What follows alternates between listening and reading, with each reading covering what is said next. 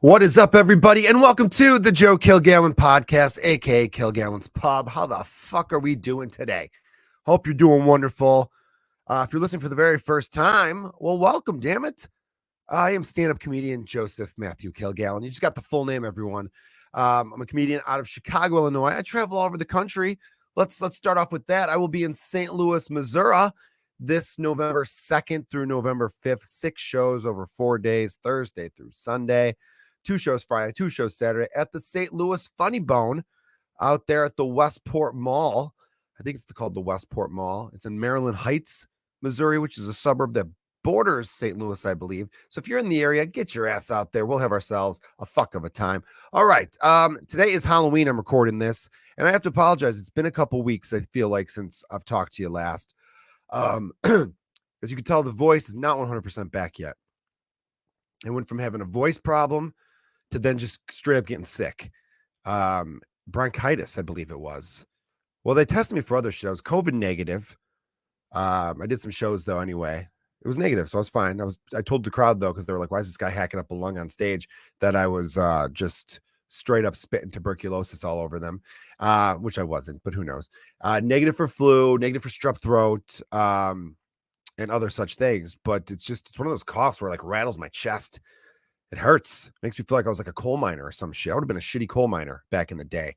But yeah, man. So, but I'm battling back, feeling a lot better, but I had to take a little break from the pod for a stretch there. So apologies all around. I always like to start off every podcast, of course, with some gratitude. So big thanks to all the listeners. Thank you to the Patreon subscribers. Your bonus episode is coming. I'm recording it right after I do this one. So hopefully you enjoy it. Some fun things there. And again, if you're new to the podcast, I'm a stand-up comedian. I like to get on here and rant for 25, 30 minutes. Occasionally I have a guest. I used to have guests on. This podcast originally started where I'd have a guest or two sometimes. So you could go back to the early episodes. Remember, I had Mateo Lane on, who's a big name now in stand-up comedy. Just sold out the Chicago Theater, buddy of mine. I had him on with Xavier Lamont. I had on Joe McMahon with Jonah Jerkins. I do a podcast with Jonah Jerkins now called Let's Get Dumb. So make sure you check out Let's Get Dumb. Episodes of that have been rolling out. Yeah, and it started off like that because the idea was, it was called Kilgallon's Pub, and I was going to recreate bar conversation, meaning like a group talk. We just get into conversation. Anything you talk about at the bar or pub, we'd talk about on the podcast, which was just an open way of being like, I get to talk about where the fuck I want. Because I think that's what comedians want at the end of the day, to talk about whatever the hell we want. It helps to have a theme with the podcast because it draws people in, I've noticed. But as far as this podcast goes, the Joe Kilgallon Podcast, the theme is me, baby. The theme is me. It's just whatever's on my mind. I often, talk about what's going on in the world, current events. Like we've got Halloween going right now. Happy Halloween, everybody. You'll be listening to this. I'll probably release this at midnight on Halloween. So hopefully you had a wonderful Halloween. Halloween's great. It's a good time of year. It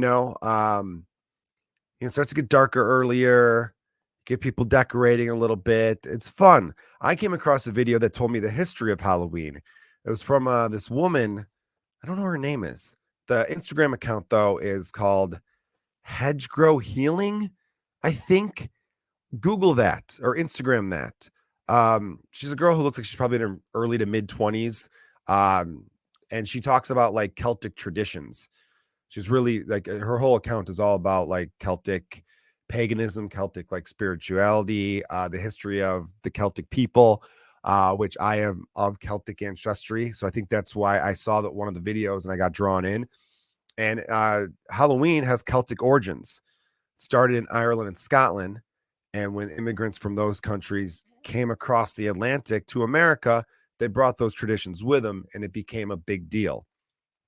Now, there's a little bit of a Mexican influence, too. So I guess you could say how I think there has to be a little one with the Mexican Day of the Dead and all that. But basically, Halloween was the end of the Celtic year, the start of the Celtic New Year. And when the time when they believed the veil, I think the word she used was the thinnest between like our world and like the underworld, or like the world of like where the spirits are. And it was their way of honoring the dead while also marking like the beginning of a new year type of deal. I'm paraphrasing a little, so I might be wrong on some stuff.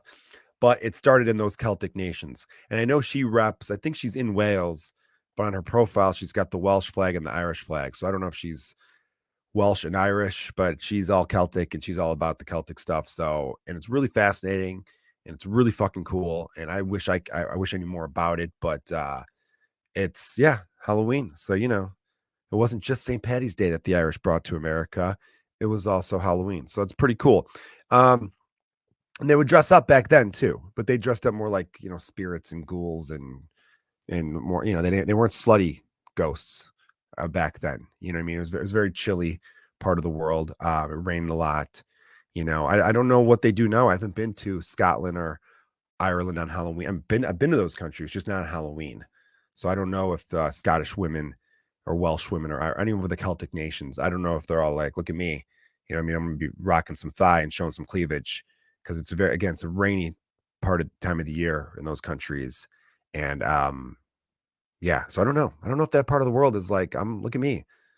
You know what I mean? I'm a slutty football fan or whatever they're into over there. You know what I mean? Like I'm a slutty, Celtic witch. Like, do they do it that way or do they just dress up? Because some women are just dressing up. You know, I got a female friend I came across on Instagram, one of her pictures from one of the 8 Halloween parties she went to. And I'm like, I don't know what the hell you're supposed to be. It looks like you just showing a lot of skin. I'm not knocking it. That's what the day becomes. That's what the day becomes. Right. But I don't know if over there they're doing it that way. I don't know if they're all like, hey, we're not into that shit. Right. You know what I mean? I don't need to fucking, freeze my thighs and freeze my nips to be quite clear on this day. You know what I mean? I could wait until the weather is more appropriate for that. Because, man, there's something going around, too. Like, I've been sick. My poor kids were sick. I know a lot of people have been sick lately. So, ladies, I know this episode's coming out technically after Halloween, but I hope to God you didn't do too much. Okay? It's not worth it. Right? I know some of you are like, look, I'm 22. I'm in the prime of my life. I look amazing. I'm gonna flex this bod. But you know what, though? Then you get pneumonia. And then you're sick all of November, right? And then maybe you're coming around on Thanksgiving and you're sick, so it's an excuse to eat like a pig, right? We all do it. And now you're shopping in the mall Christmas time in December, a little chubbed up. Was it worth it? Was it worth it for Halloween? Was it worth it for a dude named Chad to do a body shot off of you? I'm sure it was worth it for him, but was it worth it for you? So you got to think about that, huh? Be like, I don't know. That's why I kind of like the women for Halloween who will go like scary sexy. Because they're combining like the true meaning of it, I guess. Not that being scared is the meaning of it, but they're at least coming back to like, I'm going to be horror and a horror whore. How about that shit? No, that's not what I meant. But see, I'm still sick where when I make myself laugh, I choke a little bit on it. That sounded wrong. What the fuck am I doing? All right. So let me think though. If I were a woman and I had a body that for showing off on Halloween, and most of you, and even you all do. You all got great bodies, right? Peace, love, all that shit, right? How hard would I go? That's the question. Because I'm starting, like, again, though, I'm not in that age demographic anymore. I'm in my late 30s, everybody. So I'm starting to see women my own age, and I'm kind of liking what they're doing because they're going for funny and creative again, which is great. You know, when you're younger, it's fun. The sexy part of it's fun. Don't get me wrong.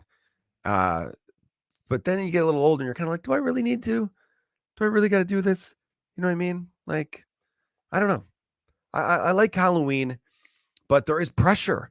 There is pressure for the Halloween costume. I know people who think about it in September, August. And then I just think to myself, I'll think of something as it gets closer. As it gets closer, I don't go too creative because it's a lot. To the people who do it well, hey, hats off to the people who do it well for Halloween. You know what I mean? I'm more impressed with the people who don't spend a lot of money, but they kind of like piece shit together.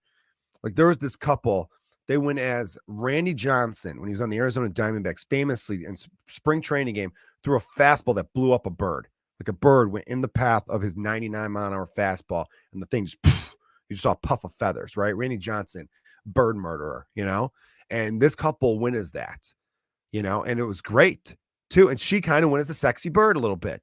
She was white. She had the feathers everywhere, some blood on her, like hints of blood.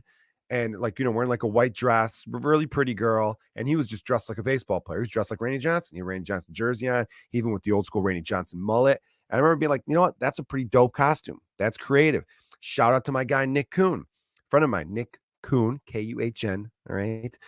He and his son went as Happy Gilmore's caddy. He was Happy Gilmore's caddy. It's a bold move as a dad. Because I would have thought as him as the dad, he would have been like, well, I'm going to be Happy Gilmore. It's a movie from my childhood. You could be the caddy, But he was like, hey, he was being a good papa. And he was like, son, I know you want to be Happy Gilmore. I'm going to let you be Happy Gilmore. That's pretty good too. So I like that. I've seen some and there's always the theme. Whatever the big movies of the summer are, they drift into Halloween. Tons of Barbies and Kens this year. For kids, Mario Brothers galore. Because the Mario Brother movie came out. So you got tons of Marios. You got some Luigi's, Princess Peach all over the place. If you're a bit of a dickhead, a Koopa, you know what I mean? I'm kidding, not dickhead, but I was just thinking like a couple of the kids I saw do trick or treating and they were Koopa Troopas. I think King was he? Yeah, because the Koopa Troopas. No, I'm thinking about Bowser. See, Bowser, I get it because he's a boss. You have to beat Bowser to win the game. But I saw like one or two kids. They were like the turtle guys that you stomp on. I remember thinking why chat? Like that's a weird choice to me to be one of those dudes that just gets stepped on. I can understand being Bowser because he's a boss. I didn't see any Donkey Kongs. Is Donkey Kong not in the movie? I thought he was in the movie. I didn't really see any DKs or Diddy Kongs, but that'd be pretty good. I'm bummed because my first couple years with my kids, they were into going as a theme, but now they're older, so they're more individualized. They want to be their own thing. It happens, right? I knew it wasn't going to last forever. We got a few good years in. We were Toy Story one year. We were Avengers one year, and then we were like Monsters, where I was like the Grim Reaper. The wife was a witch. My one son was a vampire. My other son was he was a ghost because he was still only like one or two, I think. Yeah, so we kind of like a monster theme. The Avengers theme was great though, because I went as Thor, but Thor when he had the short hair, and I got to rock the whole Thor get up. So I had like fake muscles, so I looked jacked, and the beard was trimmed just right. I had a pretty good beard at the time. Now the beard's getting too red. It's a red beard. I don't know. I almost wonder if I'm ever going to get. And also, my camera on the podcast makes my features look redder than they are. Honestly, my hair is not as red. I don't know what the camera, the lighting is in this room, but it makes me definitely look just way more gingery. You know what I mean? And it's I don't mind it. I like it. I've learned to embrace it.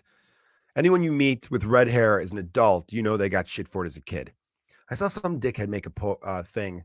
He had a quote tweet. Are they still called tweets? Whatever. I'm sounding fucking old. An X. What the fuck is it? I don't know.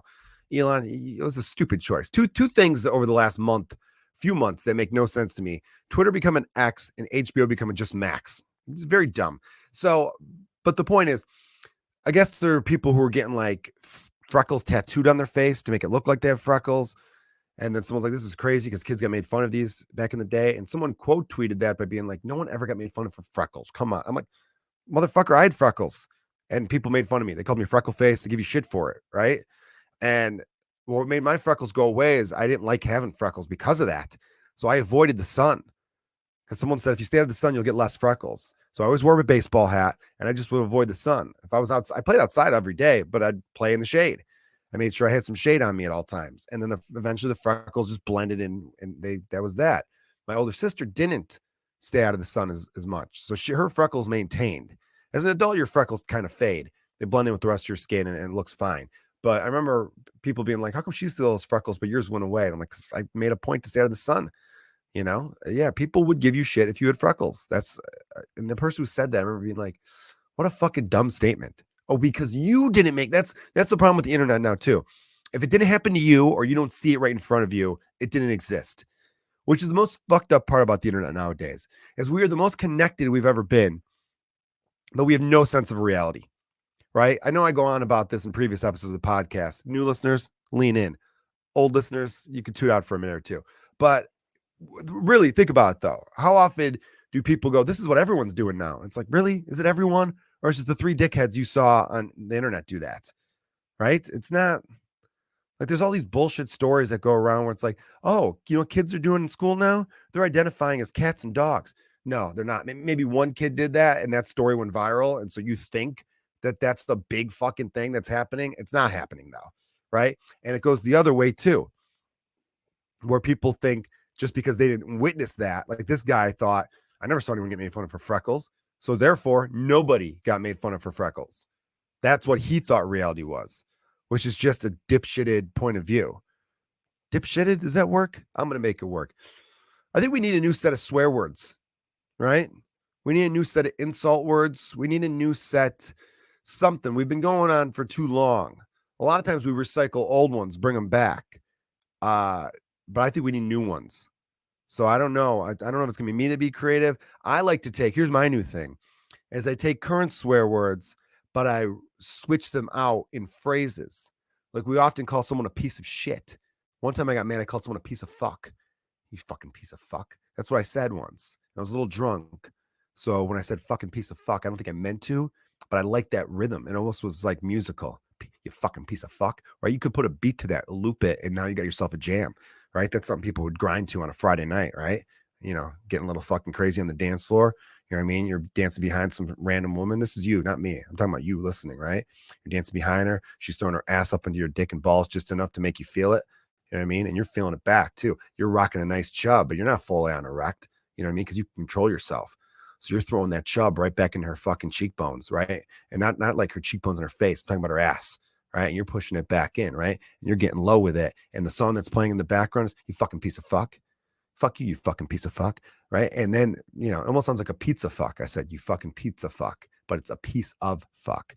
I'm starting to wonder why YouTube isn't promoting my videos now because of it's probably the language. It's the language I'm using, and I need to reel it back in. But I do a podcast for goddamn adults, and this is adult talk. All right, so I'm not gonna apologize. I'm not gonna sit here and pretend like I'm not enjoying this kind of conversation because I am. I do think as a society going forward, we need new swear words. Right? Can't have the same swear words forever. We've been going on these ones for like a century now. Let's break in some new ones. Piece of fuck is good. Now, the C word. I'm not going to say the word because I don't want to get knocked out even further on YouTube, but you know the word I'm talking about. C-U-N-T. I spaced it out enough, so maybe that can't get in trouble. Great word. I know some of you listening might be like, no, it's not a great word. It's a horrible word. It makes me fucking mad. No, okay? Look, you hang out with any people from Scotland, Ireland, anywhere in the UK, really, Wales, England, Isle of Man, perhaps, go over Australia, New Zealand, right? They use that word a lot, and it sounds good the way they use it. Don't use it towards women. I've gone over this. Don't use it towards women. Use it towards men or people who are just acting that way. You know, so I guess a woman every now and then you could use it towards, but not like a blanketed statement for all women. That's where you get in trouble. That's where I don't like that word. But that word hits. It fucking hits. So I think we need to make it a more of acceptable word. I wish women would just own that word and embrace the word. You know what I mean? Like make it a word where they get to call each other that word, but then they get mad at us, which I wouldn't want because I like using that word. But if they did do that, I would kind of respect it in the same regard. I'd be like, damn, I'm going to miss using that word, but I still respect it. You know what I mean? And I might still use it when you guys aren't around. Not that I would do that with any other word. All right, moving on. Okay, so onto a somber note here. It happened. It was announced just 2 days ago now that comedic actor, dramatic actor too. He did a good amount of dramatic roles. Actor, author, friend Matthew Perry passed away at the age of 54 years old. Tragic accident. I haven't gotten any more information about what happened, but he was found dead of apparent drowning in his hot tub. Police say no foul play. Now, he was a guy that was very open and honest about previous alcohol and drug addictions, and had a lot of struggles with that, and was working towards helping a lot of people for it. Like he opened up a place where people could get like a rehab facility center, you'd call it. And in his book, you know, so he was doing a lot of great things there. And it is kind of sad when, you know, if I would have asked you a year ago, and I don't like questions that work in this stuff. I don't like when people that do like celebrity Deadpools and shit. Like I think it's fucked up. You know what I mean? It's a cheap way of looking at life.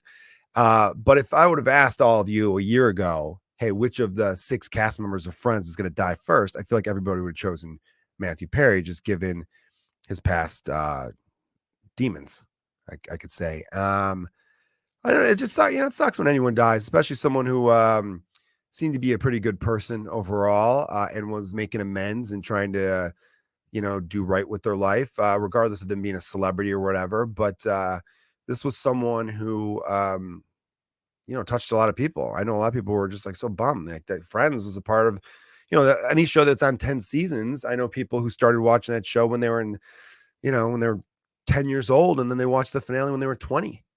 Think about that. That's a good chunk of growing up, big chunk of your time. And so you grew up with that person, seeing them, once a week or so. And it's just a reminder of our lives and how precious life is and how it could be gone at the snap of a fingers, essentially. What I imagine happened was he slipped and hit his head and then went into the tub, or slipped getting out of the tub. And, that's my guess.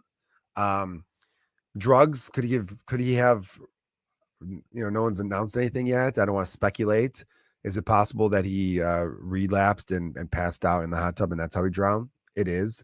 I hope not. If so, it still doesn't change the fact. It's still a sad thing.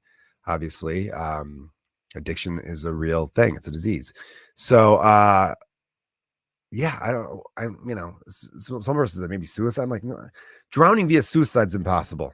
I mean, almost impossible, because you have to have a lot of will to hold yourself down. And in a hot tub, you know what I mean? You could stand up in a hot tub. You could be on your knees in a hot tub and breathe and be above water. I don't know how deep his hot tub was. I'm sure it was a good one. But it sucks. It's sad, I wasn't the biggest Friends fan as a TV show. I did like the first 4 or 5 seasons. I remember watching the very first episode. It came on after Seinfeld, and I was a Seinfeld fan. I think I was like 9 years old. What did it come out, 94? So yeah, I think I was 9. And I remember coming on. And for some reason, I remember immediately liking Courtney Cox, being like, yeah, I'm into her. I think I was more into her. And then when I got a little bit older, I switched to Rachel. And now that I'm an adult, fucking Phoebe, dude. Yeah, dude, look back on those episodes now. If you're in your 30s, you're Phoebe. I think you're Team Phoebe now. I really believe that. So, but they're all beautiful women. And it was fun. The first 4 seasons, legitly, I thought were a really good show. Now, if you're trying to watch it now, looking back, you're going to hear a laugh track and hear some stuff and be like, this is terrible. But like the laugh track thing, it's not even a laugh track.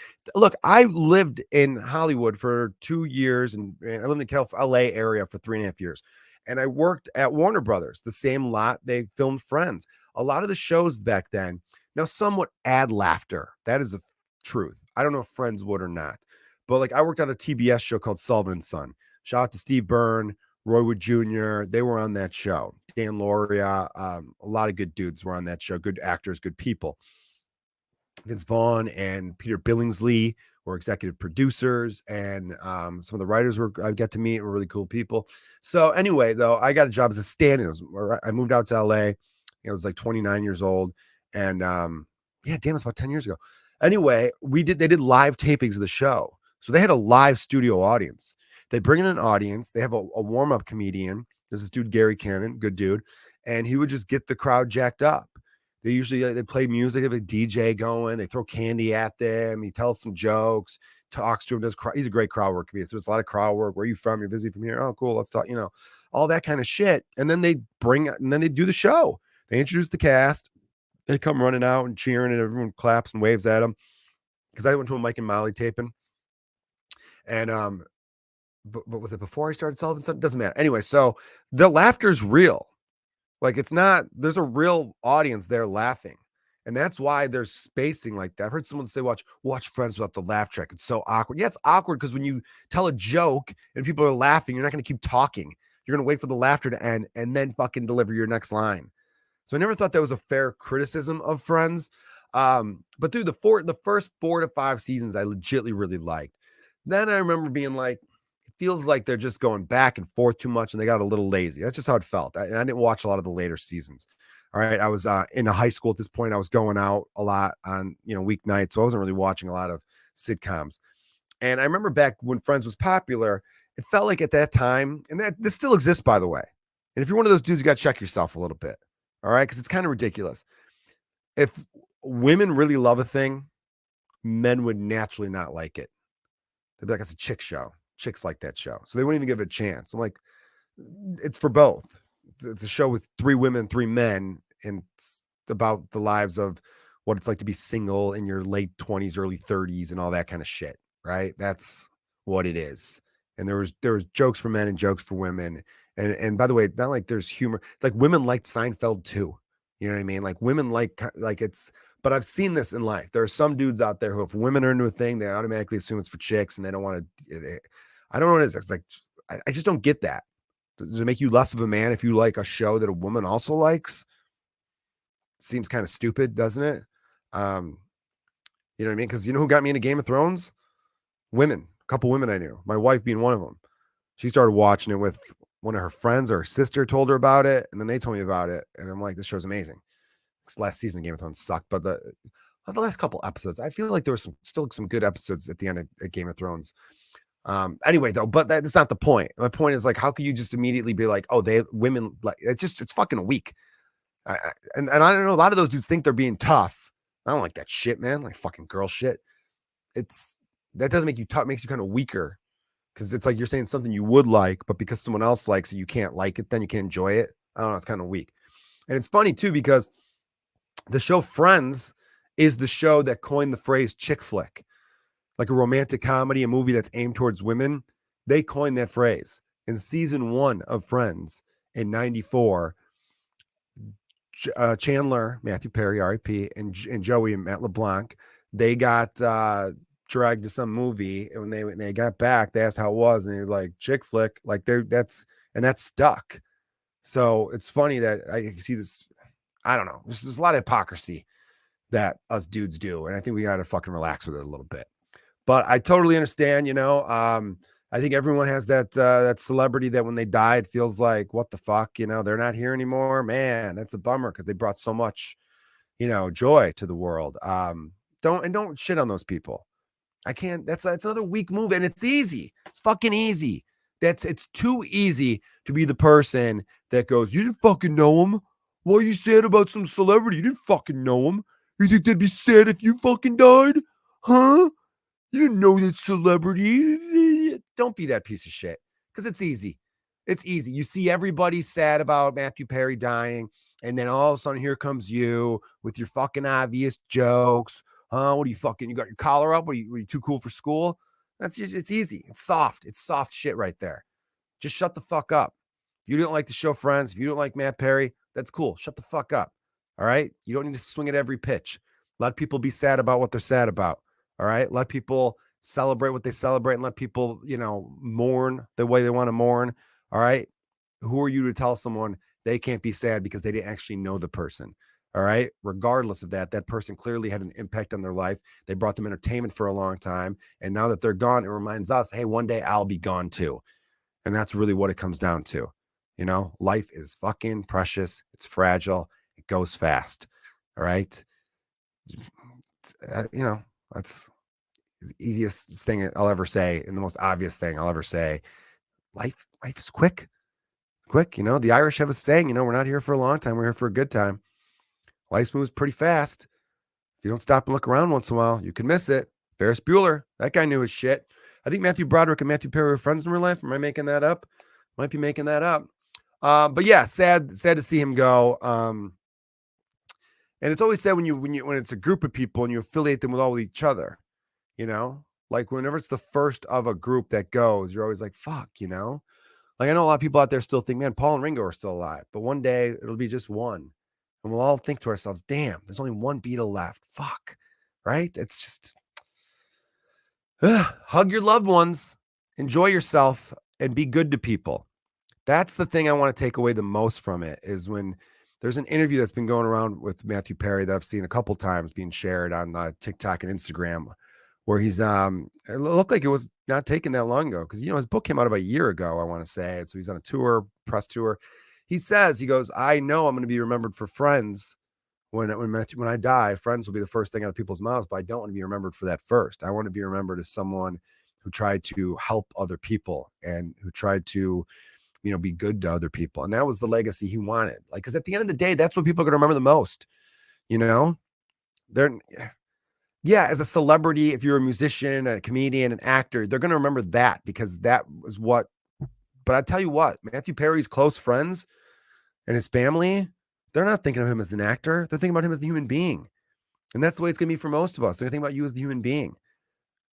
So just be fucking good to people. Be good to each other. And if you fuck up and you're bad and you hurt someone, well, do your best to fix it. All right. Perfect. We're at 30 minutes exactly. Good time to end the podcast. Look at me ending it. What am I, Jerry Springer over here? Ending with final thoughts?